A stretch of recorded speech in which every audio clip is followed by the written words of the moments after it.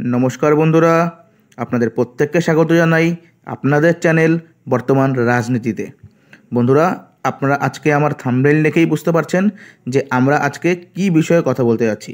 বন্ধুরা, আমাদের আজকের আলোচনার বিষয় যে বিরোধী নেত্রী হিসাবে মীনাক্ষী মুখার্জি বাকি এত নেতা নেত্রীর থেকে কেন এত এগিয়ে এবং মানুষের কাছে কেন তিনি এত গুরুত্বপূর্ণ।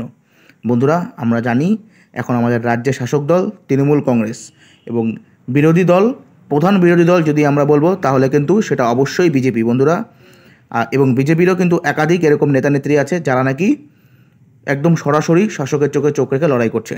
কিন্তু তারপরেও কিন্তু বন্ধুরা, মীনাক্ষী মুখার্জি সকলের থেকে বেশি বেশি গুরুত্বপূর্ণ এবং মানুষের কাছে মীনাক্ষী মুখার্জির গ্রহণযোগ্যতা কিন্তু অন্য অন্য নেতা নেত্রীর তুলনায় কিন্তু অনেক বেশি। বন্ধুরা, কে এই মীনাক্ষী মুখার্জি? বন্ধুরা, মীনাক্ষী মুখার্জি একজন বাম নেত্রী, যিনি নাকি পশ্চিমবঙ্গের ডিওয়াইএফআই অর্থাৎ ভারতের গণতান্ত্রিক যুব ফেডারেশনের কিন্তু সম্পাদক। বন্ধুরা, অত্যন্ত কম বয়স্ক একজন তরুণী, যার কথাবার্তা, যার বক্তব্য শুনতে লাখো লাখো পশ্চিমবঙ্গবাসী কিন্তু পছন্দ করেন। কেন পছন্দ করেন? বন্ধুরা, আপনারা যদি এই মীনাক্ষী মুখার্জির বক্তব্য যদি লক্ষ্য করেন, আপনারা কিন্তু দেখবেন যে অত্যন্ত মার্জিত কথাবার্তা কিন্তু তিনি বলেন। তিনি একদম বর্তমান পরিস্থিতিতে দাঁড়িয়ে প্রাসঙ্গিক যেই সমস্ত বিষয় সেই সমস্ত বিষয় কিন্তু তিনি সাধারণ মানুষের সম্মুখে তুলে ধরেন।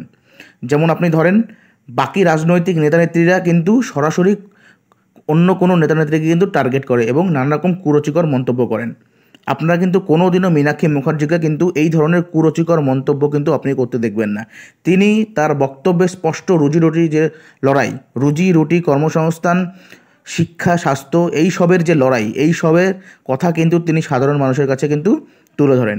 এবং বর্তমান পরিস্থিতিতে পশ্চিমবঙ্গ যে ভয়ানক পরিস্থিতির মধ্য দিয়ে যাচ্ছে, সেই পরিস্থিতিগুলো থেকে কি করে তিনি এই পশ্চিমবঙ্গবাসীকে তিনি বাঁচাবেন এবং আগামী দিনে এই পশ্চিমবঙ্গবাসীকে তিনি পথ দেখাবেন, এই সমস্ত বিষয় নিয়ে কিন্তু তিনি বন্ধুরা আলোচনা করেন।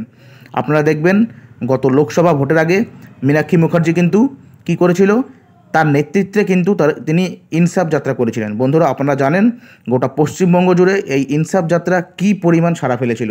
সেই ইনসাফ যাত্রার সময় মীনাক্ষী মুখার্জির জনপ্রিয়তা কিন্তু বর্তমানে যে জনপ্রিয়তা তার থেকে কিন্তু বেশ খানিকটাই কম ছিল। তবুও কিন্তু মীনাক্ষী মুখার্জি কিন্তু পশ্চিমবঙ্গের প্রত্যেকটা মানুষের মনে কিন্তু দাগ কাটতে পেরেছিল। এমনকি বিরোধী শাসক দল থেকে শুরু করে বিজেপির বহু সমর্থকও কিন্তু মীনাক্ষী মুখার্জির বক্তব্য শুনতে আসে। বন্ধুরা, তারপর আপনারা কি দেখেছেন যে পরের ব্রিগেডে অর্থাৎ ডিওয়াইএফআই যে ব্রিগেড যে সংগঠিত করেছিল, সেই ব্রিগেডের নেতৃত্বেও কিন্তু এই মীনাক্ষী মুখার্জি ছিলেন। বন্ধুরা, আপনারা দেখেছেন তিনি কত দক্ষতার সঙ্গে এই ব্রিগেডকে তিনি নেতৃত্ব দিয়েছেন। এই মীনাক্ষী মুখার্জি, আপনারা দেখবেন বন্ধুরা, ওনার আরেকটা বড় গুণ হলো, অনেক নেতানেত্রীকে আপনি দেখবেন যে নিজেদের ভুল ত্রুটিগুলো তারা কিন্তু দেখে না, কিন্তু মীনাক্ষী মুখার্জি কিন্তু তার ভুল ত্রুটিগুলো কিন্তু তিনি সংশোধন করে নেয় এবং তিনি কিন্তু তা জনমানুষের সামনে কিন্তু তিনি তা স্বীকার করে নেন। আপনার ব্রিগেডেও তা দেখেছেন, তিনি তার বক্তব্যের সময় কিছু ভুল বলেছিলেন এবং সঙ্গে সঙ্গে কিন্তু তিনি সেই ভুল কিন্তু স্বীকার করে নিয়েছেন এবং মানুষের কাছে কিন্তু তিনি ক্ষমা চেয়ে নিয়েছেন।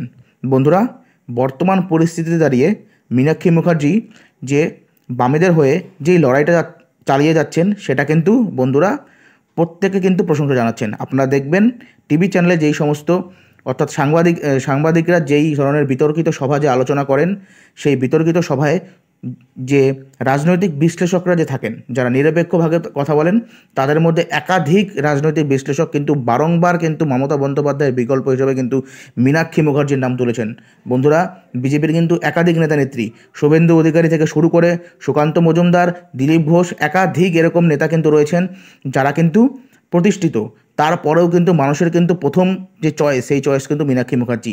তার একটাই কারণ, মীনাক্ষী মুখার্জি কিন্তু প্রত্যেকটা মানুষের মধ্যে কিন্তু তার গ্রহণযোগ্যতা যে বৃদ্ধি সেটা কিন্তু তিনি দিনের দিন কিন্তু বাড়িয়ে তুলছে।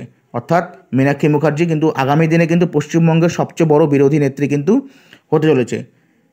আগামী দিনে কিন্তু মীনাক্ষী মুখার্জি কিন্তু পশ্চিমবঙ্গে কিন্তু পথ দেখাবে। বন্ধুরা, একটা শাসক দল কিন্তু কালের নিয়মে কিন্তু পরিবর্তন হবেই, কিন্তু তার পরিবর্তন হিসাবে মানুষ কাকে চায় এটা কিন্তু মানুষই ঠিক করবে।